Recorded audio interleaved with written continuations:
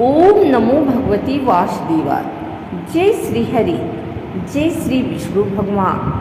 भक्तों, आज हम सभी पवित्र वरुथनी एकादशी के इस शुभ अवसर पर एकत्रित हुए हैं।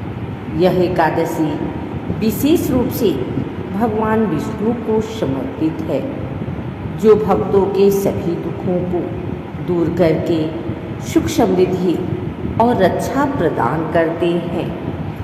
शास्त्रों के अनुसार इस व्रत को श्रद्धा और नियम से करने से व्यक्ति के सभी पाप नष्ट हो जाते हैं और जीवन में सुख शांति का वास होता है। यह व्रत हमें धर्म, संयम और भक्ति के मार्ग पर चलने की प्रेरणा देता है।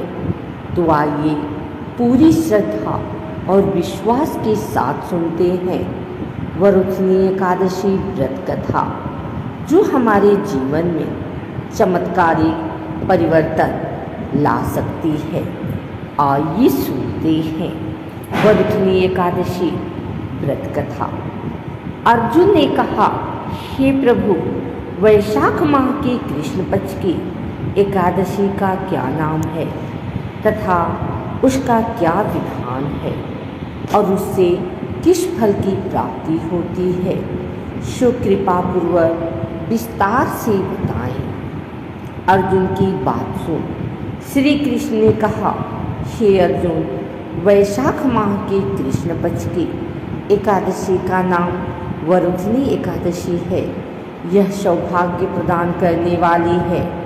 इसका उपवास करने से प्राणी के समस्त पाप नष्ट हो जाते हैं। यदि इस उपवास को दुखी सधवा स्त्री करती है तो उसे सौभाग्य की प्राप्ति होती है। वरुथनी एकादशी के प्रभाव से ही राजा मानधाता को स्वर्ग की प्राप्ति हुई थी। इसी प्रकार धुंधुमार आदि भी स्वर्ग को गए थे। वरुथनी एकादशी के उपवास का फल 10 सहस्त्र वर्ष तपस्या करने के फल के समान है। कुरुक्षेत्र में सूर्य ग्रहण के समय जो फल एक बार स्वर्ण दान करने से प्राप्त होता है, वही फल वरुथनी एकादशी का उपवास करने से प्राप्त होता है। इस व्रत से प्राणी इस-लोक और परलोक दोनों में सुख पाते हैं। वह अंत में स्वर्ग के भागी बनते हैं।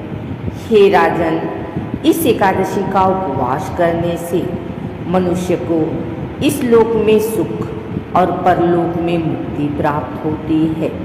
शास्त्रों में कहा गया है कि घोड़े के दान से हाथी का दान श्रेष्ठ है और हाथी के दान से भूमि का दान श्रेष्ठ है। इनमें श्रेष्ठ तिलों का दान है। तिल के दान से श्रेष्ठ है स्वर्ण का दान और स्वर्ण के दान से श्रेष्ठ है अन्नदान। संसार में अन्नदान से श्रेष्ठ कोई भी दान नहीं है। अन्नदान से पितृदेवता, मनुष्य आदि सब तृप्त हो जाते हैं। कन्यादान को शास्त्रों में अन्नदान के समान माना गया है। वरुथनी एकादशी के व्रत से अन्नदान तथा कन्यादान दोनों श्रेष्ठ दानों का फल मिलता है। जो मनुष्य लालचवश कन्या का धन ले लेते हैं या आलस्य और काम चोरी के कारण कन्या के धन का भक्षण करते हैं, वे प्रलय के अंत तक नरक भोगते रहते हैं या उनको अगले जन्म में बिलाव जोनी में जाना पड़ता है। जो प्राणी प्रेम से तथा यज्ञ सहित कन्या दान करते हैं, उनके पुण्य को चित्रगुप्त भी लिखने में असमर्थ हो जाते हैं। जो प्राणी इस वरुथनी एकादशी का उपवास करते हैं, उन्हें कन्यादान का फल प्राप्त होता है।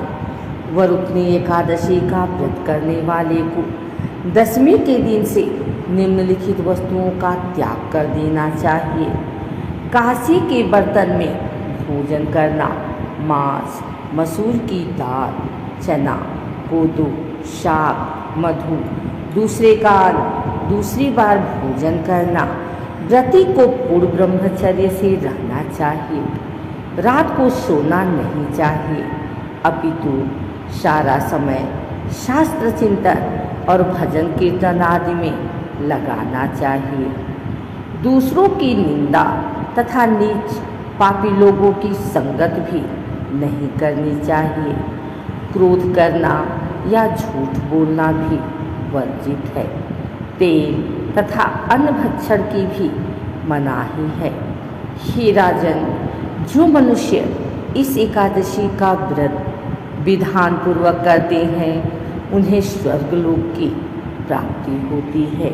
अतः मनुष्य को निकृष्ट कर्मों से डरना चाहिए।